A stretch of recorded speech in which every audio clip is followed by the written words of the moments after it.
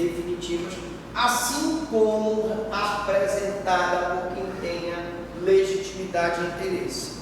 Legitimidade aqui é a legitimidade para ele estar com parte, legitimidade ad causa, e a legitimidade ad processo é a legitimidade relacionada à capacidade dele atuar como advogado, tá? Interesse,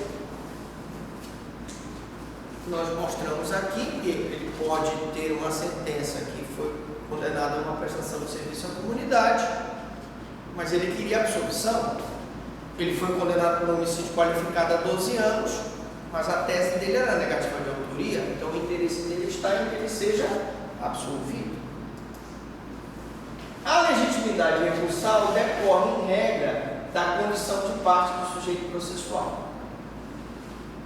Então, para ele ter legitimidade recursal, tem que ser parte. Para ele ter legitimidade ad processo, ele tem que ser advogado, né? O interesse é verificado notadamente pela sucumbência da parte ou pela possibilidade de vantagem prática o eventual provimento do recurso. Sucumbência, nós já dissemos que é a desconformidade entre o que se pede e o que se recebe a nível jurisdicional. Você pediu uma absolvição, o cara te deu uma prestação de serviço à comunidade, existe uma desconformidade, sucumbência, tá? Nesta seara, o papel peculiar tem o Ministério Público, pois poderá, em regra, apelar amplamente, inclusive, em favor do acusado. Ah, professor, quer dizer que o MP pode, inclusive, apelar em favor do acusado, mas o promotor não é um acusador sistemático? Não. O promotor não é mais um acusador sistemático. E se eu, na qualidade de promotor de justiça, percebo que a pena do acusado é injusta, eu normalmente apelo. Ok. Recebida a apelação pelo órgão de primeiro grau, será ela sempre recebida no efeito devolutivo. Então, se for apelação, ela tem efeito devolutivo, devolve-se para o tribunal ad quem toda a apreciação da matéria que estão nas razões, e pelo efeito translativo, tudo que não precluiu, principalmente as nulidades absolutas. Então, sempre recebido em efeito devolutivo. Será também, em regra, dotada de efeito suspensivo nas hipóteses de sentença condenatória. Já expliquei para vocês, também, não custa nada a gente reforçar mais uma vez, que quando eu tenho uma sentença condenatória e o réu apela através de seu advogado defensor, nós não poderemos dar execução provisória à sentença penal condenatória, porque, segundo o princípio da presunção de inocência, só são considerados culpados aqueles cujo trânsito já houve o trânsito julgado da sentença penal condenatória. Então, enquanto não passa a PEC pelo uso que prevê que após a condenação pelo juízo colegiado de segundo grau confirmar a sentença do primeiro grau condenatória, haverá então a possibilidade da execução provisória da sentença. Enquanto não passa essa PEC, e eu acho difícil passar, nós vamos ter a possibilidade da apelação. Nesse caso, você já sabe que a apelação ela tem um efeito suspensivo. Até que o tribunal julgue o recurso de apelação, suspende a execução da pena, cumprimento da pena. Artigo 597 do CPP. E de sentença absolutória imprópria, que aplica a medida de segurança como superdano no estado de inocência. Que é a sentença absolutória imprópria, professor Franco? A sentença absolutória imprópria, que nós já vimos na aula de medida de segurança, vide aula de medida de segurança, é aquela em que o acusado, muito embora ele efetivamente tenha praticado crime doloso contra a vida, por exemplo, ele matou a pessoa, né? Ele, por deficiência mental, ou desenvolvimento mental incompleto ou retardado, comprovado através de laudo psiquiátrico, é considerado inimputável e por isso submetido a uma medida de segurança, que no caso, porque a pena é de homicídio, ele vai ser submetido a uma medida de segurança de internação. Homicídio é punido com reclusão. É isso que eu digo. Olhem lá no Pentium Corel Duo, que vocês têm na cabecinha de vocês, essas informações da medida de segurança. Logo, ele pode dizer: não, mas peraí, calma. O meu cliente, na verdade, ele era doido, sim, era doido, mas ele não é burro. O cara veio com uma pedra para matá-lo, ele pegou o pau e matou o cara. Então ele agiu em legítima defesa. Se ele está em legítima defesa, mesmo ele sendo doido, ele não pode ser submetido a uma medida de segurança. Eu quero é que ele seja absolvido. Entenderam?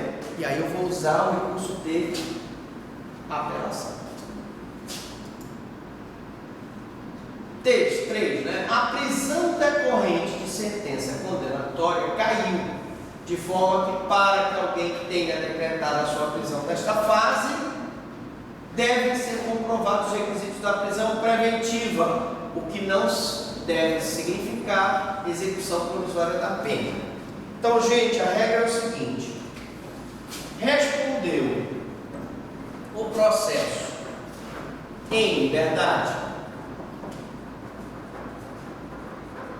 apela em liberdade,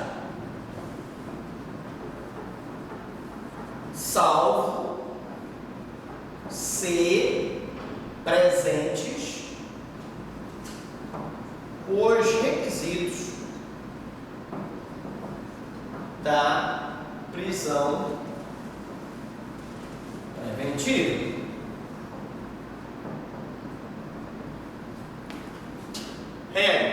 Respondeu o processo preso, apela preso, salvo se presente os requisitos da liberdade provisória. Então, recapitulando, regra: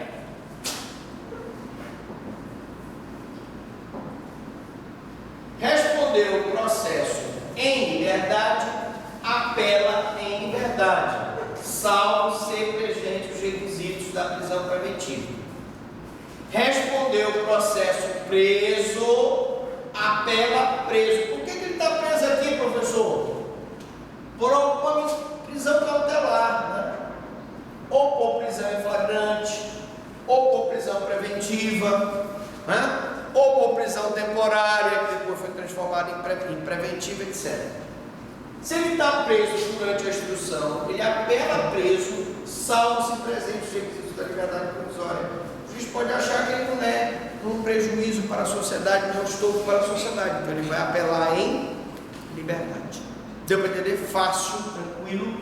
Então deve ser comprovado os requisitos da prisão preventiva, o que não deve significar execução provisória da pena, embora no ponto não seja apelação dado o efeito suspensivo quanto à imposição da prisão preventiva. Preste atenção, prisão preventiva não é execução provisória da pena. Eu estou prendendo ele preventivamente para evitar que ele fuja. Eu estou prendendo ele preventivamente para ele evitar que ele vá lá e mate a testemunha ou intimide a testemunha para ela não prestar depoimento contra ele. Então preste atenção nisso. Depois, o tempo que ele ficou preso preventivamente vai ser abatido na pena que eventualmente ele tenha que cumprir, que é o que nós chamamos de arbitração. E em se tratando de sentença absolutória própria, o cara realmente foi absolvido, porque ele não tinha provas contra ele, não foi ele que matou a pessoa, não foi ele que praticou o estelionato, não foi ele que praticou o furto, o apelo nunca terá efeito suspensivo, não subsistindo qualquer espécie de medida cautelar imposta ao réu depois de declarada a sua absolvição.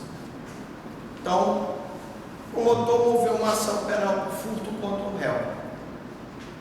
Não se comprovou que foi ele que furtou a coisa. O juiz deu uma sentença absolutória. O promotor apela, não tem nenhum efeito.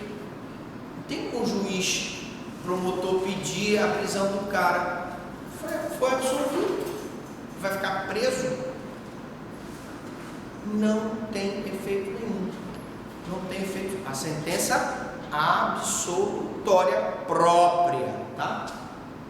A apelação da sentença absolutória não impedirá que o réu seja posto imediatamente em liberdade.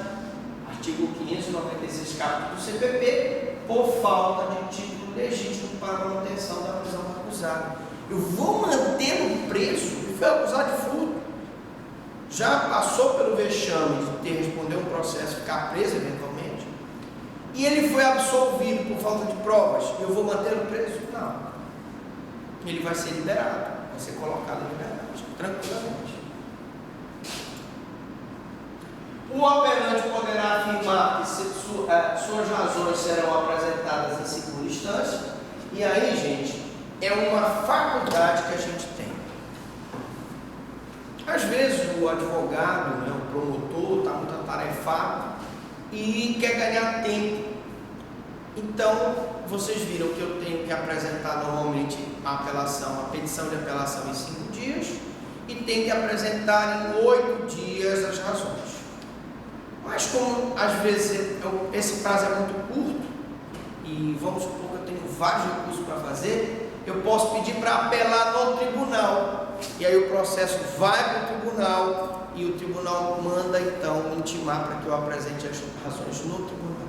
Isso é só uma forma de se ganhar tempo na hora da apelação, para ter mais tempo para fazer as razões finais. Então saibam que há possibilidade de se apelar ao tribunal. É parágrafo 4, tá, gente? A gente aqui não é 42, aqui é 4, tá? Do 600. O que normalmente acontece, porém, é que o juiz de primeiro grau, ao receber a apelação contra a sua decisão, ele dá 2 decisões, né? Mas essas decisões nós vamos ver na apelação parte 2, né? Nós vamos ver aí as decisões relacionadas ao juízo de admissibilidade e o juízo de mérito. Pergunto, até a presente ocasião, vocês têm alguma dúvida, alguma pergunta? Falem agora ou só na próxima aula.